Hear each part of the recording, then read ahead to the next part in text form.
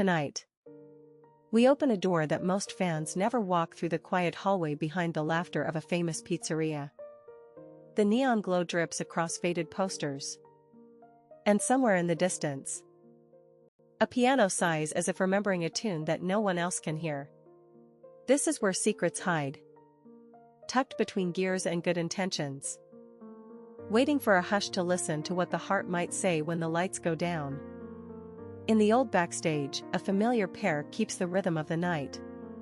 Freddy Fazbear, the leader with a velvet voice and a gaze that seems to remember every line from every child's smile, holds himself together with the discipline of a showman who has learned to pretend nothing hurts. Bonnie the bunny moves with a quiet grace, a twirl of dreadlocks and strings that sing when she speaks.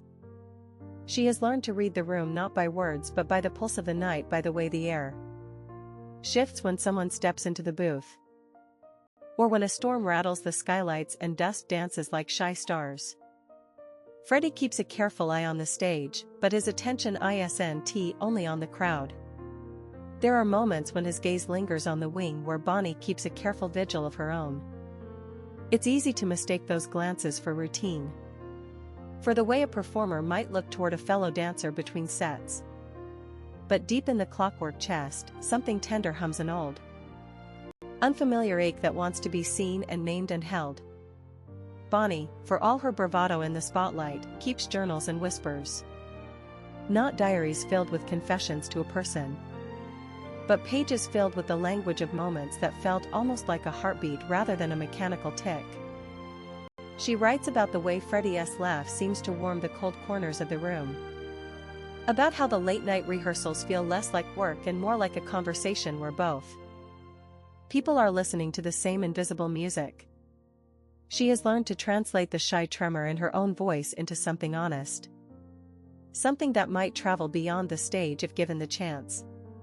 Freddy, in his own quiet way, has learned to read Bonnie's quiet signals as if each flicker of a fuse in her chest were a letter in a foreign language he is determined to understand. He doesn't rush. He tests the air for kindness, watches for a sign that she won't retreat when the world grows loud outside the doors. He carries with him memories of a boy who believed in brave endings, the kind of belief that makes even metal sigh and soften at the edges. SFX, Heartbeat, the old maintenance logs tell a softer story, one that doesn't show up in the daily reports but lives in the ink that kept the pizzeria running through long winters. There was a night long ago when Bonnie found a torn piece of melody folded into a cassette sleeve, a tune that spoke in silver phrases about being seen and cherished. The melody lingered in her chest even after the tape wore thin, and ever since, she has carried that tune like a secret charm, a talisman against loneliness. Freddy, learning the notes by ear, began to hum it under his breath during sound checks, letting it drift through the walls and land in Bonnie's ear like a whispered compliment she could pretend not to notice. Their moments don't arrive with fireworks. They arrive with ordinary evenings, the way Bonnie tests a new pose in the mirror backstage and finds Freddy watching with a soft, unguarded smile. The way Freddy steadies his breath when a power failure flickers, and Bonnie places a practiced paw on his shoulder and offers him a quiet, steady presence that feels almost like trust. The first true turning came not with a dramatic confession but with a shared silence after a night when the rain sounded like a chorus of regrets against the roof. A storm had knocked out the lights, and the pizzeria slept in a suspended hush. Freddy found Bonnie in the wings, the world reduced to listening to the rain run down the glass, listening to the quiet that follows a big performance when the audience has left and the only applause is a soft, relieved breath. In that moment, something unspoken changed. Freddy's voice, usually confident and clear, softened to a whisper. And Bonnie's ears, though they have no ears in the human sense, seemed to tilt toward him as if to gather every vulnerable word he would offer. Freddy asked for nothing, and yet he offered everything the night could hold, a promise to wait, to listen, to learn the cadence of Bonnie's stories as if they were his own. SFX, Thunder, 2. The days that followed brought small proofs of growth. A joke shared in a tone that felt only half a joke because the other half carried a tremor of truth. A look that lingered a fraction too long. Followed by a blush of circuitry and blush of color in Bonnie's cheeks when she blushed at her own courage. They began to speak in a language of glances and glints, of vocabulary built from the geometry of names and the memory of a child's laughter that visited the stage every now and then.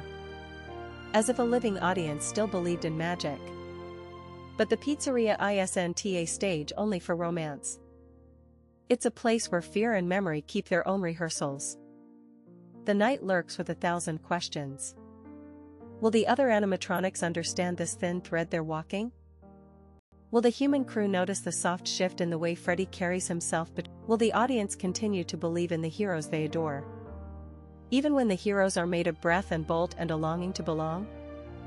Freddy learns to answer with steady daily acts. He holds a door for Bonnie when the wind shifts through the back hall. He guards a fragile conversation with patience, letting Bonnie choose the pace, never rushing her toward a declaration she's not ready to offer. Bonnie answers with small, careful choices, sharing a new memory, offering a joke that lands just right, choosing to stand a little closer during late rehearsals, letting their shoulders press together in quiet reassurance. Their story remains delicate. Not ablaze but a comfortable, bright glow that grows stronger the more they nurture it. They learn that love isn't a single grand moment but a series of tiny, brave, discreet acts. A whispered compliment after a bug in the system is fixed. A hand resting on a friend's arm to steady a tremor. A favorite melody brought back to life and shared not for display but for solace. The world outside the pizzeria's doors is loud with the noise of fear and change. Owners and managers argue over budgets and schedules. New animatronics replace old models, and the old stage sometimes feels like a corridor of leaving. Yet within that corridor, Freddy and Bonnie discover something stubborn and shining. A sense that their connection is bigger than the current winds of staffing and maintenance. It feels like a map drawn in the dust. A path that could lead them toward a future where the stage is not a trap but a sanctuary. To cultivate what grows between them, they choose rituals that are theirs alone. A nightly walk to the stage's edge where the world narrows to the two of them and the soft hum of a generator. They exchange stories about the children who once clapped for them.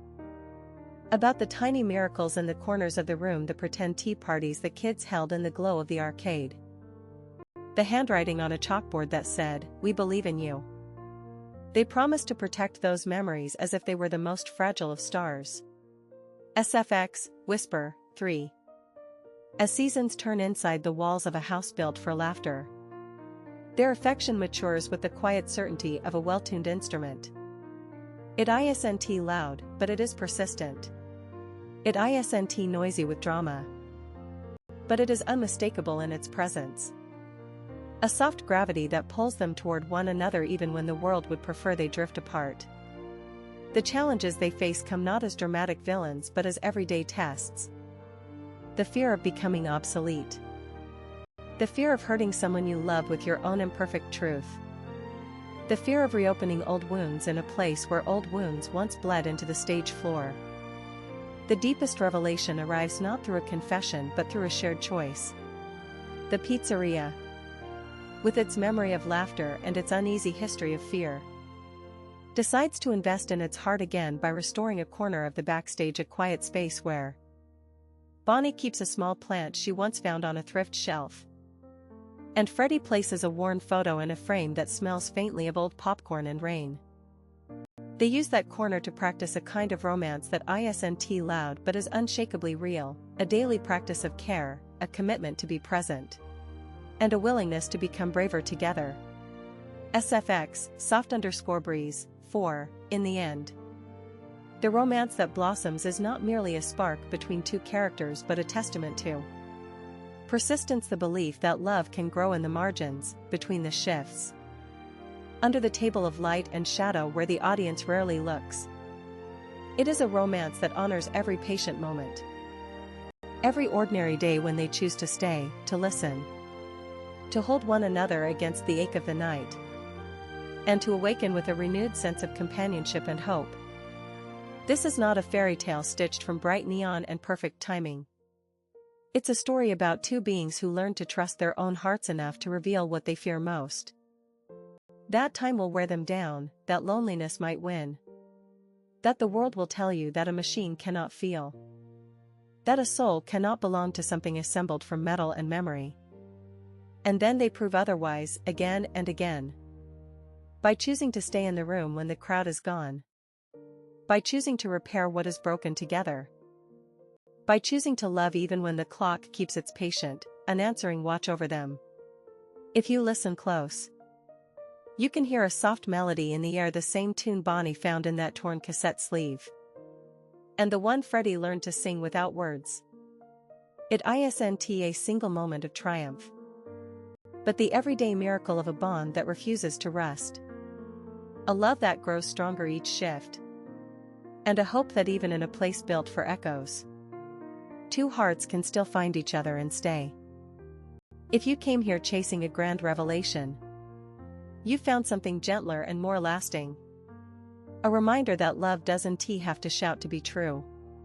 It can breathe in the quiet. Rise in the shared gaze of two friends who become more than friends. And glow in the small acts of care that turn a night into a story worth telling again and again. In the end, that is the hidden romance of these characters: the choice to stay, the courage to listen, and the quiet belief that happiness may begin with a single brave step